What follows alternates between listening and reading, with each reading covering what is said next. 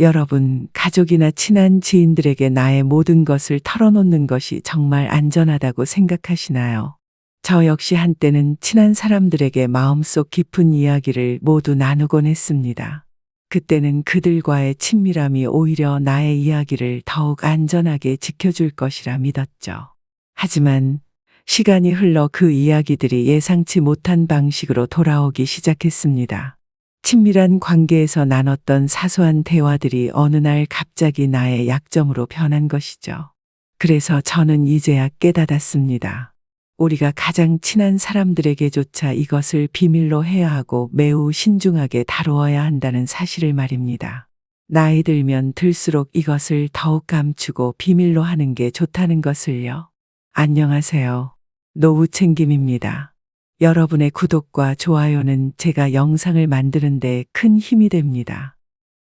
여러분, 나이가 들수록 친분이 깊은 사람일지라도 모든 것을 말하지 않는 지혜가 필요하다는 사실 알고 계시나요? 저는 예전에는 가까운 사람들과의 관계에서 마음의 문을 활짝 열고 모든 것을 공유했습니다. 하지만 시간이 흘러 그런 습관이 오히려 나에게 부담이 되고 때로는 위험한 상황으로 이어지기도 했죠. 노년이 되면서 저는 깨달았습니다. 친한 사람일수록 더욱 조심스럽게 내 삶의 중요한 부분들을 어떻게 나누어야 하는지에 대해 말입니다. 특히 재산, 건강, 가족 문제와 같은 민감한 정보들은 더욱 신중하게 다뤄야 합니다. 오늘 저는 여러분과 함께 노년기에 적절한 대화의 경계를 설정하는 방법과 왜 이것이 중요한지에 대해 이야기하고자 합니다. 오늘 저와 이야기를 하고 나면 자신의 대화 방식을 되돌아보고 노년기의 인간관계를 더욱 건강하고 안전하게 유지하는 데 도움을 받을 수 있을 것입니다. 첫 번째로 말하고 싶은 것은 가족 안에서 생겨난 갈등과 문제는 아무리 친한 사람에게도 공개하는 것은 매우 조심해야 한다는 것입니다. 왜냐하면 가족 내의 문제를 외부에 공개하는 것은 가족 간의 신뢰를 해칠 수 있습니다. 가족 구성원들 사이의 신뢰는 매우 중요한데 이를 남에게 이야기함으로써 그 신뢰를 손상시킬 위험이 있습니다. 저의 오랜 친구인 선배 김 할아버지의 이야기를 해드리겠습니다. 김 할아버지는 가족 문제로 마음이 많이 무거워 보였습니다. 손자가 학교에서 문제를 일으킨 것이었죠. 할아버지는 이 문제를 해결하기 위해 저를 비롯한 몇몇 이웃과 친구들에게 조언을 구했습니다. 할아버지의 이야기를 들은 이웃 중 한 분, 박 할머니가 있었습니다. 박 할머니는 마을의 장로이자 모두가 존경하는 인물이었죠. 할아버지의 손자의 문제에 대해 듣자마자 박 할머니는 자신이 직접 나서서 해결해야겠다고 결심했습니다.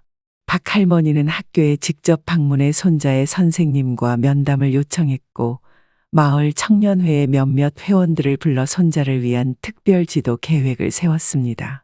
처음에는 이 모든 것이 손자를 위한 것이라 여겼지만 상황은 예상과 달리 흘러갔습니다. 손자는 학교와 마을에서 자신의 문제가 공공연히 논의되는 것에 큰 부담을 느꼈습니다. 친구들 사이에서도 문제아로 취급받게 되었고 이로 인해 더욱 고립되어 갔죠. 손자는 마음을 닫아버리고 할아버지와 박 할머니에게도 마음의 문을 열지 않았습니다. 박 할머니의 개입은 결국 손자의 상황을 더욱 악화시켰고 할아버지는 이 모든 상황을 지켜보며 가슴 아파했습니다. 할아버지는 손자와의 관계 회복을 위해 노력했지만 이미 벌어진 일들로 인해 그 과정은 쉽지 않았습니다. 여러분, 김 할아버지 이야기에서 알아봤듯이 가족 간의 문제는 우리 내부에서 해결하는 것이 가장 바람직합니다. 또한 외부인의 개입으로 문제가 더 복잡해질 수 있습니다.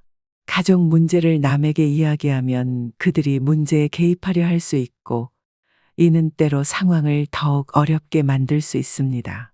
가족 문제는 가족 내부에서 가족 구성원들만의 힘으로 해결하는 것이 중요합니다.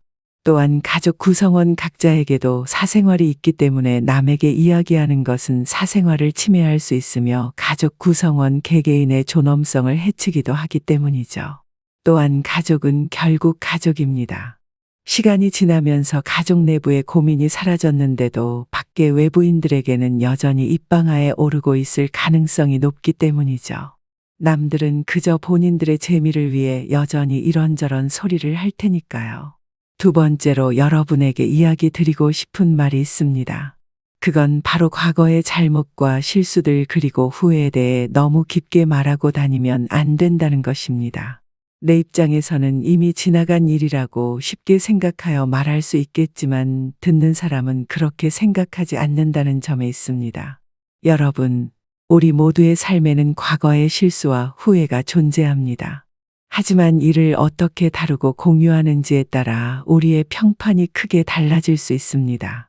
예를 들어 박 할아버지의 이야기를 들려드리겠습니다. 박 할아버지는 젊은 시절 사업에서 큰 실패를 겪었습니다. 그리고 그 사연을 누구에게나 자주 이야기했죠. 하지만 이러한 공유는 할아버지에게 예상치 못한 결과를 가져왔습니다. 주변 사람들은 할아버지를 실패한 사람으로만 기억하기 시작했고, 할아버지는 그러한 인식에 깊은 상처를 받았습니다.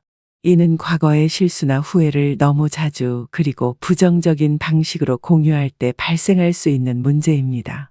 이러한 이야기는 우리 자신을 부정적으로 그리게 하며 타인들이 우리를 평가하는 기준이 될 수 있습니다. 그렇기 때문에 우리는 과거의 이야기를 할 때 신중을 기해야 합니다. 하지만 이것이 과거에 대해 아예 이야기하지 말아야 한다는 것은 아닙니다. 오히려 중요한 것은 우리가 과거의 실수와 후회를 통해 어떻게 긍정적으로 변화했고 깨닫은 것이 무엇인지를 공유해야 한다는 것입니다. 내가 겪은 교훈으로 다른 사람들에게 조언을 주는 멘토가 되어야 합니다. 이처럼 자신의 과거를 받아들이고 이를 긍정적으로 활용할 때 우리의 삶은 더욱 풍부해집니다. 여러분, 과거의 실수나 후회는 우리 모두에게 있습니다. 중요한 것은 그것을 어떻게 받아들이고 어떻게 다루느냐입니다. 자신의 과거를 긍정적으로 변환하고 이를 통해 현재와 미래를 더욱 밝게 만들어 나가는 것, 이것이 진정한 지혜입니다. 박 할아버지의 이야기가 여러분에게도 깊은 울림을 전해주길 바랍니다. 사랑하는 여러분, 오늘 여러분과 함께한 이야기를 마무리하며 한 가지 명언을 공유하고자 합니다. 러시아의 위대한 작가 레프 톨스토이는 이렇게 말했습니다. 진정한 삶의 비밀은 모든 것을 아는 것이 아니라 무엇이 중요한지 아는 것이다. 이 말은 우리의 과거, 현재 그리고 미래에 대해 어떻게 생각하고 행동해야 하는지에 대한 깊은 교훈을 담고 있습니다. 우리 모두의 삶에는 실수와 후회가 있습니다. 하지만 그것들이 우리의 삶을 지배하게 해서는 안 됩니다.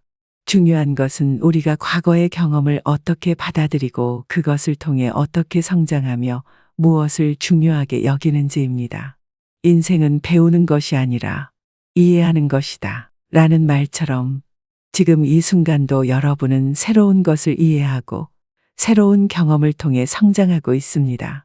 여러분이 겪은 모든 일들은 여러분을 더욱 강하고 지혜로운 사람으로 만들었습니다.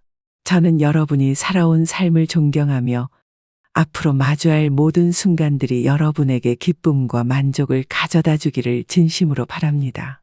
나이는 단지 숫자에 불과하며 여러분의 열정과 꿈은 여전히 무한합니다. 여러분의 마음과 영혼은 여전히 젊고 여러분의 삶은 여전히 무한한 가능성으로 가득 차 있습니다. 그러니 자신감을 가지고 매일을 소중히 여기며 삶의 모든 순간을 충실히 살아가시길 바랍니다. 여기까지 노후챙김이었습니다. 여러분의 구독과 좋아요는 큰 힘을 줍니다. 다음 영상에서는 친할수록 숨겨야 하는 것에 대해서 더 자세하게 다뤄볼 예정입니다. 다음 시간에도 저와 함께 소통을 해나가요. 감사합니다.